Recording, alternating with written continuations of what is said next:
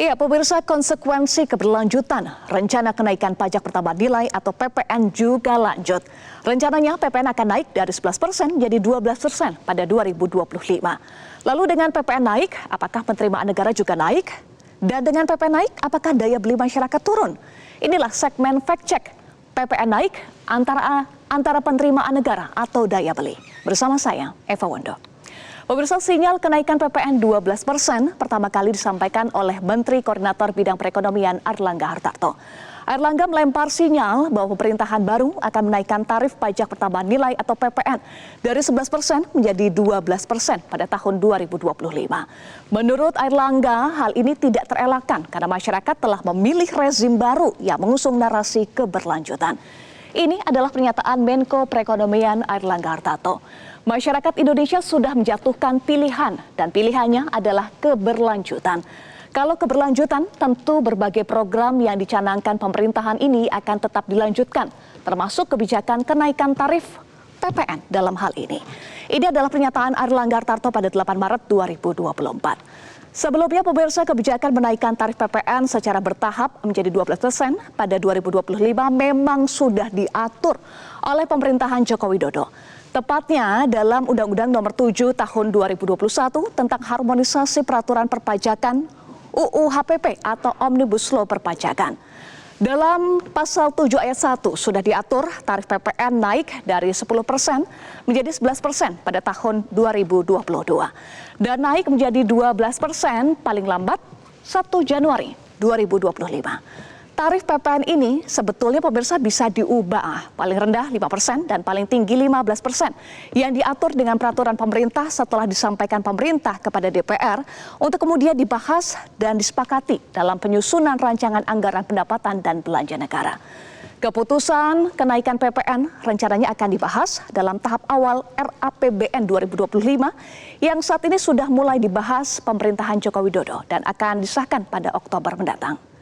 Sebetulnya apa itu PPN, pemirsa? Kita ke slide berikutnya. PPN adalah pajak yang dikenakan atas penjualan barang dan jasa di tingkat konsumen. Jadi singkatnya begini, pemirsa, ketika Anda membeli sesuatu, Anda biasanya membayar PPN bersamaan dengan harga barang atau jasa yang Anda beli. Pajak ini kemudian disetorkan oleh penjual kepada pemerintah. PPN dikenakan pada transaksi barang dan jasa dengan objek berikut ini. Kita akan ke slide berikutnya.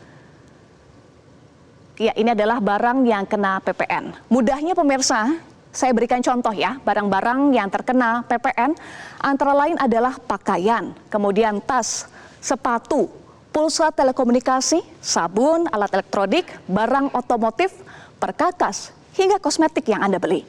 Selain itu kalau jasa layanan ada beberapa, misalnya streaming film dan juga musik, itu juga memungut PPN. Sedangkan ada juga barang yang tidak kena PPN, barang dan jasa. Berikutnya kita simak. Ini adalah barang dan jasa yang tidak kena PPN.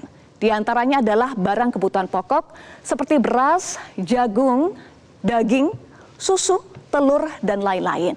Sementara untuk jasa, di antaranya ada jasa layanan kesehatan, pendidikan, dan angkutan umum yang juga tidak dikenakan PPN.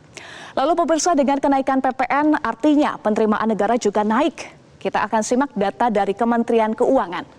Sepanjang tahun 2022, Kementerian Keuangan ini meraup tambahan penerimaan 60,76 triliun rupiah sebagai dampak dari kenaikan tarif PPN 11% saat itu. Pada bulan pertama berlakunya kenaikan tarif PPN 11%, yakni April 2022, tambahan penerimaan dari pajak konsumsi 1,96 triliun rupiah. Jumlahnya kemudian naik pemirsa pada Juni 2022 menjadi 6,81 triliun rupiah. Berikutnya menjadi di atas 7 triliun rupiah menjelang akhir tahun. Lonjakan penerimaan terjadi tepatnya pada Desember 2022 saat itu, yakni dalam satu bulan mencapai 9,77 triliun rupiah. Kinerja itu membuat tambahan penerimaan dari kenaikan tarif PPN sepanjang tahun 2022 mampu menembus 60 triliun rupiah.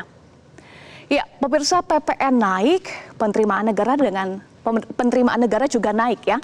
Lalu bagaimana dampaknya terhadap daya beli masyarakat? Disampaikan oleh Direktur Eksekutif Indef, Tauhid Ahmad, menyebut bahwa kenaikan tarif PPN 12% akan berdampak pada penurunan daya beli masyarakat, terutama untuk masyarakat bawah.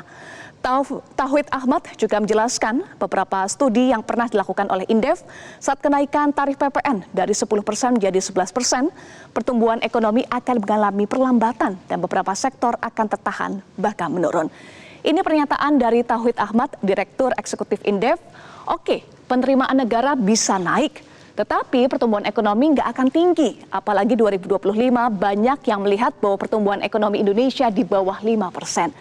Jadi ekonominya tumbuh dulu nih, baru ada kenaikan. Tapi kalau ekonominya belum tumbuh, justru akan menjadi kontraproduktif. Itu adalah pernyataan dari Direktur Eksekutif Indef, Tauhid Ahmad.